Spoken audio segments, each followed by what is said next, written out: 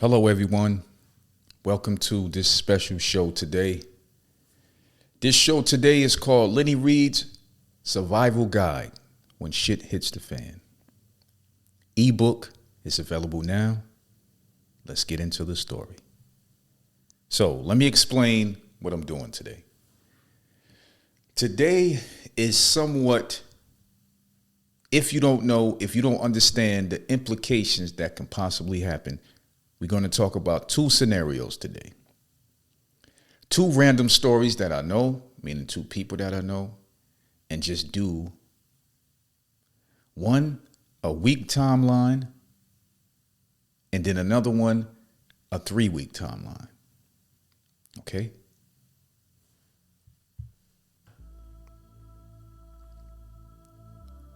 So, life is beautiful, ain't it? You get up, you smell the fresh air, you step outside. It's a beautiful day. The birds are chirping, the dogs are barking. Your neighbors say, "Hello, neighbor." That night, you have a nice glass of wine. You have some food, then you go to bed. Oh, as you lay in your warm bed, and it's just a beautiful thing. Couldn't get no better than this. Your kids are safe. You have money in your account. Your car's in your driveway. It's a beautiful thing. But at 12 a.m., you are rocked by this loud ass sound. You reach over, you grab your wife, say, "What was that?"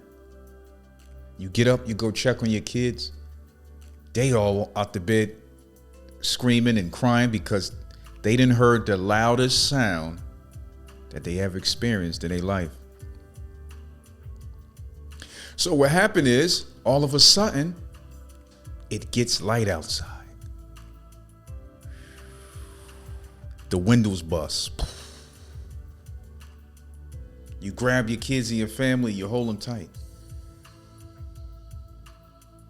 You don't know what's going on. You're trying to call somebody, but none of the phones work. Your kids are scared. Some of them got glass in their face. So you go for the guns, and you try to turn on the TV, but no power works. You go over to your neighbor house, they're not home. You go to your other neighbor house, they are as scared as you are. Nothing has came over the waves, they know nothing. Okay. The neighbors are nice, they offering food and water if somebody don't have it. Day 2. Should you leave your house? Where are you going to go? By every means, the wave that's coming in from different people is telling you to stay calm and stay home, which is safe. But you look at your pantry, you don't have enough food. You want to go to the supermarket, but you more than likely know that the supermarket is already dry. Day 3. That last can of soup. One thing you always had was money. Not really cash form, but you had a lot of credit cards. So guess what? As you come into the end of the week, your water count is down. Your family is rationing water. As power been out all week, there is no water pumping through the faucets. The gas stopped working. You can't even drive your car. And if you have an electric car, forget about it. So what do you do in this state? Now you get a knock on the door. Your neighbors is asking, do you have extra food? Knowing you don't have it. And if you did, you cannot even fathom giving it to them. And your family needs it. So the crazy part is your neighbor just walks off, turns back and gives you another look and continues to leave. That look is unsettling. Something is up. Week 2, your kids are saying, Daddy, I'm hungry. Your wife is saying, you have to go do something. So you, in the midst of the night, you get your long rifle, your handgun, a book bag, and you going out for supplies. You know this is a dangerous thing. You know you really can't leave your family behind. And as you walk the streets and leave your neighborhood, you really see the devastation of how people turned on each other. Now, your quiet community is not far from this situation. So as you walk to the supermarket that you knew wasn't going to have no food in it, what? There's nothing, not even soup, not even noodles, not even tuna. Everything is gone. Even pet food. Yes, pet food. So as you walk back home with tears coming down your eyes because you know your family could not survive another week with no food or water. As you turn down your block, you see other neighbors running from your house. As you run towards your door, you yelling for your family. You bust in your door, and your family is dead.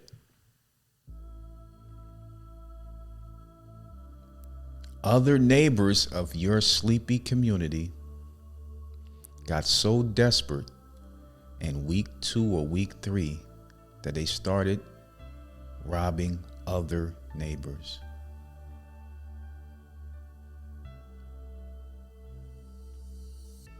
You are in a different world now. You are by yourself. They took everything that you had. Forever, your life has changed. Now, the question is, how could this story been any better? For one, a plan. Because you wasn't expecting this to happen. You've seen it in movies, but you always shied it off. So for one, you have a water outlet that can last for months. For 2, you have non-perishable foods that can last for months. For 3, you have training where you can train your family, and that will last for a lifetime. So when this happens, or if this happens, you are prepared. Even though your neighbors go crazy, your family is straight.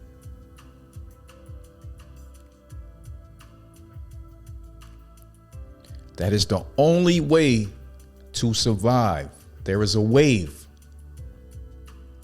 on an onslaught of some kind of disaster. People goes crazy for the first couple of weeks. Robbing, pillaging, stealing, killing. Because they are scared. They want to feed their family. Their kids are starving. Barbarians are released from your neighbors that you love and like. So if you can survive for at least 3 months, sustainable on your own doing without leaving your house, You will survive. Okay. That's story one. Now, this next story is for my truck drivers.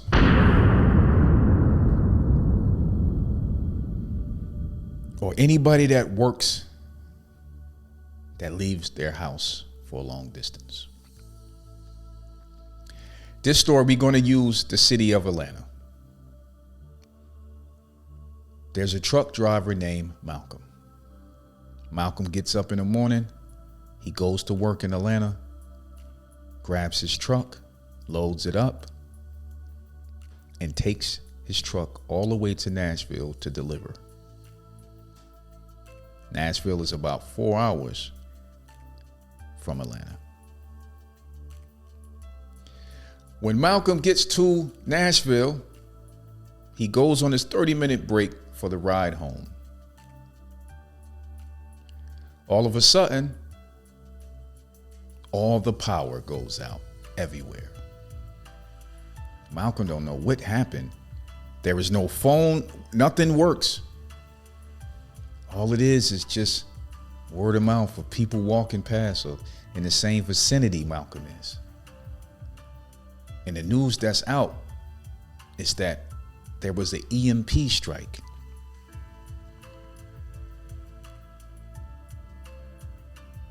Electromagnetic pulse. Nothing works. Cars don't work, trucks don't work, phones don't work. Everything is out. So, Malcolm has a newborn, a 1-year-old, and a 7-year-old home with a wife. Malcolm's only goal is to get home. At this point in time, it is 3:30 Eastern Time, which is 2:30 Central Time in Nashville. By Malcolm's calculation, it will take 5 days to walk to Atlanta. 5 nights. So you have to think about this. Malcolm was just a regular truck driver. He was probably equipped with minor tools, possibly a folding knife. Definitely no weapons of guns or no sort like that, because you cannot have them in a commercial vehicle. Definitely on Malcolm's job. So for Malcolm to walk back home, his family will be in the dark by themselves for 5 to 6 days. And that's just if Malcolm keeps walking through the night. Malcolm have to worry about food. He have to worry about where he's walking through, these farms, these lands, these communities, which can be very deadly. These farms, these farmers can have night scopes, and he have to worry about food. He have to worry about regular water. Should he stay on the highway with the pilgrimage of other people that have to walk in that direction? What should Malcolm do? Unfortunately for Malcolm, he is a very heavy-set guy. So just the thought of walking for 5 to 6 days, he physically can't do it. And the moral of this story, Malcolm never makes it home. But how could his story have been different? How can his story have changed? For one, Malcolm should have had a plan. His family should have had a plan. A rendezvous point. Get the kids safe. Hunker down. Enough food at the house. Enough water. So that's one thing Malcolm don't have to worry about. Malcolm's goal is just to get home. But unfortunately, the terrain and the areas and the communities Malcolm have to walk through, it would be basically impossible. So, with both of these stories, it's all about mere planning. A lot of people watch it on TV, but hey, you think it never will happen. But everything that happens to some people. Anything that you can think of happened to somebody. So, you must prepare, you must plan, you must be vigilant. Pay attention to the news, pay attention to world affairs. Become ready. It don't have to be overnight, but make sure you have everything you need. These stories are brought to you by Lenny Reed's Survival Guide When Shit Hits the Fan. It's my new ebook, guys. Check it out. Inside of that book is everything you need to be prepared in these situations that I just mentioned. And hopefully, the stories that ended like these stories won't be your life.